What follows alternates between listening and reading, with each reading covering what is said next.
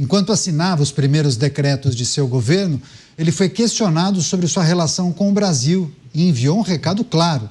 Segundo o republicano, o Brasil precisa mais dos Estados Unidos do que os Estados Unidos precisam do Brasil. Na sequência, o presidente norte-americano também relembrou da tentativa dos BRICS de enfraquecer o dólar e afirmou que o bloco quer prejudicar os norte-americanos, afirmando que se eles seguirem com essa ideia, não ficarão felizes com o que vai acontecer. Em resposta, integrantes do governo federal minimizaram as declarações de Trump e afirmaram que o Itamaraty dará prioridade para trabalhar com as convergências entre os dois países. Você, Dávila, como interpretou sua leitura sobre essas manifestações de Donald Trump? Não é uma novidade, né? Ele já tinha sinalizado que poderia sobretaxar os países que adotassem essa moeda alternativa, principalmente os que fazem parte do BRICS, e também a manifestação do Itamaraty dizendo que vai trabalhar para a convergência de ideias, propostas e ideologias entre os dois países. É engraçado, né, Canhato? Quando o Itamaraty encontra uma pessoa do tamanho e da força dos Estados Unidos, aí a diplomacia volta a ser uma diplomacia de Estado, deixa de ser a diplomacia militante, deixa de ser a diplomacia dos companheiros da esquerda. Aí nós deixamos o Itamaraty tomar conta dessa diplomacia. Aí não tem Celso Amorim, não tem ninguém falando bobagem. O que tem é diplomacia de Estado. Então é uma mudança importante. E tomara que seja assim daqui para frente as relações com os Estados Unidos, porque é o único jeito que o Brasil pode cultivar boas relações, apesar das divergências extraordinárias ideológicas de Donald Trump e do governo Lula. Então esse é o primeiro ponto importante. O segundo ponto é que o Brasil depende muito mesmo dos Estados Unidos em questões tecnológicas. Nós dependemos do Elon Musk para os nossos satélites, nós dependemos do GPS, como bem lembrou o Beraldo hoje aqui, dos Estados Unidos. É isso mesmo, nós temos uma longa relação com os Estados Unidos. Mas os Estados Unidos perderam a preponderância de ser o grande parceiro comercial dos Estados Unidos. Isso mostra que os Estados Unidos vêm negligenciando o Brasil e a América Latina há tempo.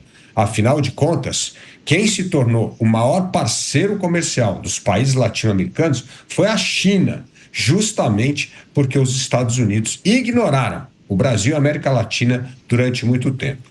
Eu espero que com o Marco Rubio, agora como secretário de Estado, que é o equivalente a ministro das Relações Exteriores dos Estados Unidos, que nós voltemos a estreitar relações de maneira pragmática com os Estados Unidos, inclusive para contrabalançar a China.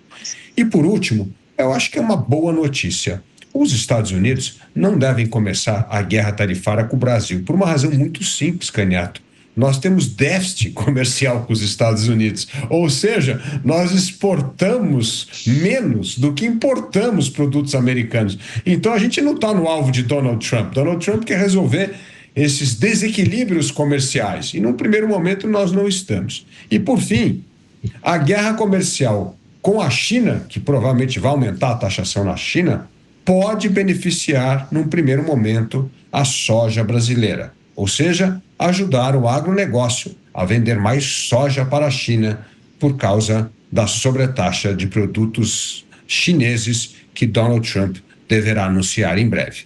Nós trouxemos em destaque a manifestação de Donald Trump em relação à América Latina, aos países que integram os BRICS e principalmente o Brasil. Ele disse que os Estados Unidos não precisam do Brasil. O Brasil, é que precisa de nós. Você, Roberto Mota, como avalia essa manifestação de Donald Trump?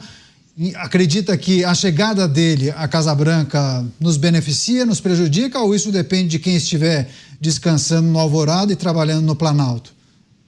Eu acho que isso depende do que você andou fazendo no verão passado, né? Tem gente que está sorrindo de orelha a orelha, abrindo champanhe, prosecco, e tem gente que já está muito preocupado, ou deveria estar. Donald Trump vai cuidar dos Estados Unidos. Ele tem um programa de governo, e você pode chamar de nacionalista ou patriota. Ele pretende usar o poder econômico dos Estados Unidos como arma política. Ele está declarando isso aberto, né?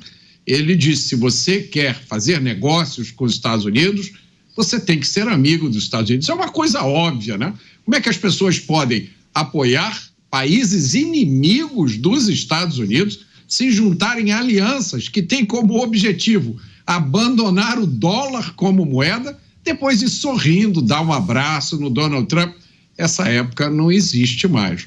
Então, eu vi alguém descrevendo essa mudança que está acontecendo nos Estados Unidos como a revolução do bom senso. Me parece isso. Como eu disse, acho todas as esperanças de que Donald Trump vai interferir na política brasileira.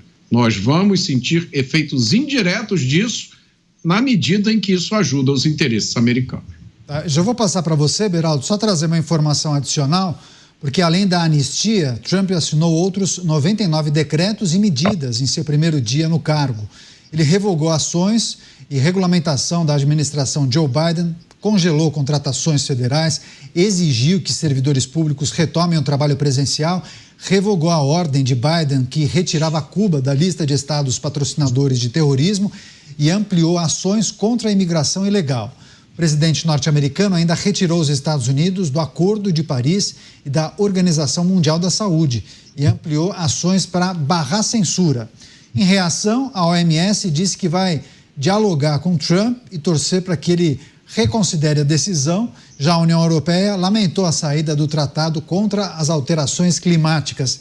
Várias mudanças no primeiro dia, né, Beraldo? E claro que esses decretos reverberaram, especialmente no que tange meio ambiente, a saída do Acordo do Clima de Paris, também saída da OMS. E você também, como especialista em comércio exterior, se quiser trazer o item anterior que nós destacamos, por favor, à vontade. Não, sem dúvida, o discurso ontem de Donald Trump foi extremamente forte no sentido de apontar todas as forças, todas as competências, as capacidades que fizeram os Estados Unidos ser a maior economia do mundo. Estados Unidos que estiveram envolvidos em várias guerras e várias disputas, mas nunca no sentido de dominação territorial. Nunca teve uma política expansionista do ponto de vista do seu território. Quando ampliou seu território, o fez a partir de transações comerciais, como quer fazer com a Groenlândia, inclusive, quer comprar o território e incorporar o seu espaço no mundo.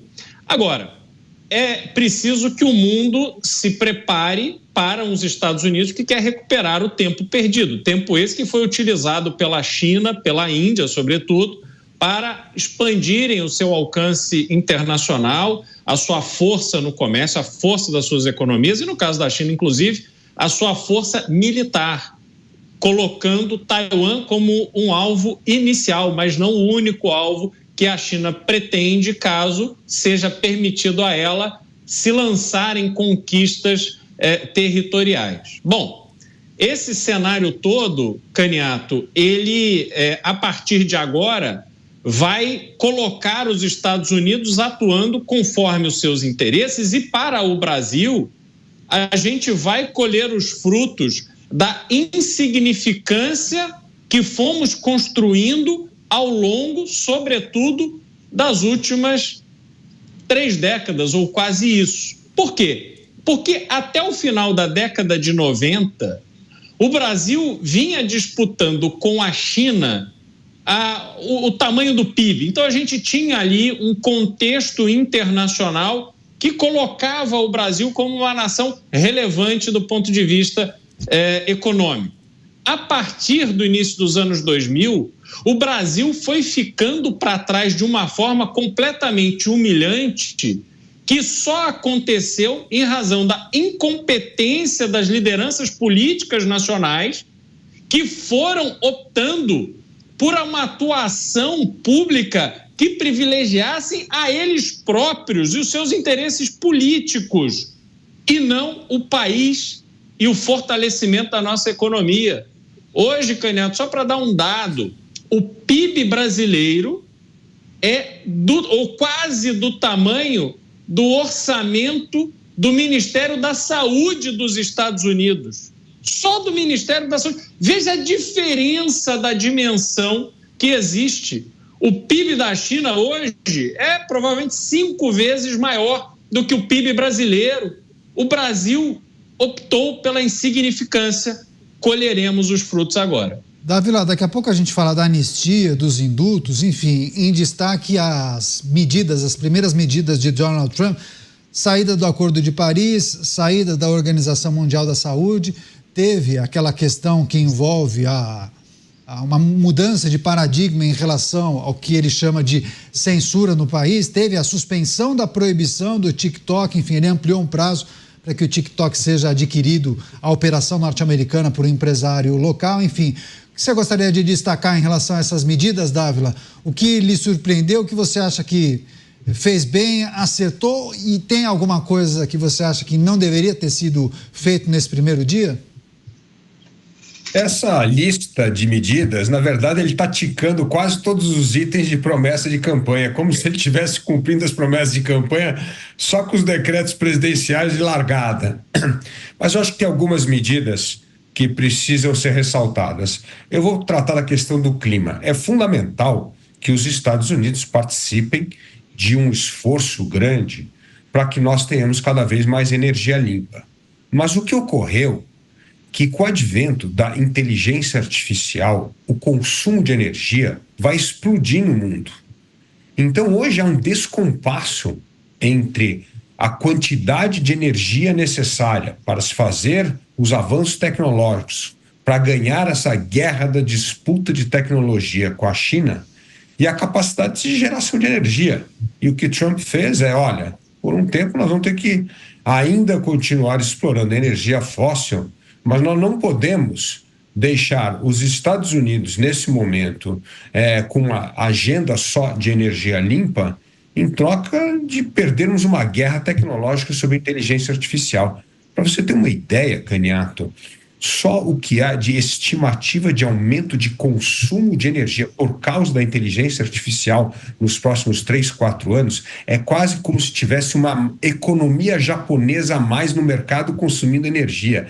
É uma quantidade extraordinária que precisa de energia. Então, o que é preciso fazer é descobrir aí um termo para que os Estados Unidos continuem, e os Estados Unidos vai continuar investindo em energias renováveis, mas não vai sacrificar a questão tecnológica por causa de energia renovável. Então, eu acho que esse é um ponto de atenção para o mundo, porque a inteligência artificial ela vai dominar cada vez mais a economia e a nossa vida nos próximos anos.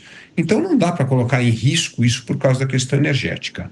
O Brasil, nesse sentido, está muito à frente de qualquer outra nação. Aliás, o Brasil é exemplo no sentido de uma matriz de energia limpa, renovável, e o Brasil deve continuar seguindo essa linha a despeito se os Estados Unidos está ou não, porque isso vai ser um enorme ativo econômico para o Brasil. Muitas dessas empresas de inteligência artificial pensam em instalar os seus clouds no Brasil, as suas nuvens no Brasil, os seus grandes servidores, por causa da energia limpa. Então, isso pode ser uma enorme vantagem comparativa. Então, não é porque os Estados Unidos vem negando momentaneamente essa agenda que o Brasil deve abrir mão. Não, o Brasil deve continuar nessa toada, porque a questão energética, Caniato, depende da vocação de cada país. O Brasil é um país que tem uma vocação extraordinária para energia limpa, que é contrário dos Estados Unidos, não é uma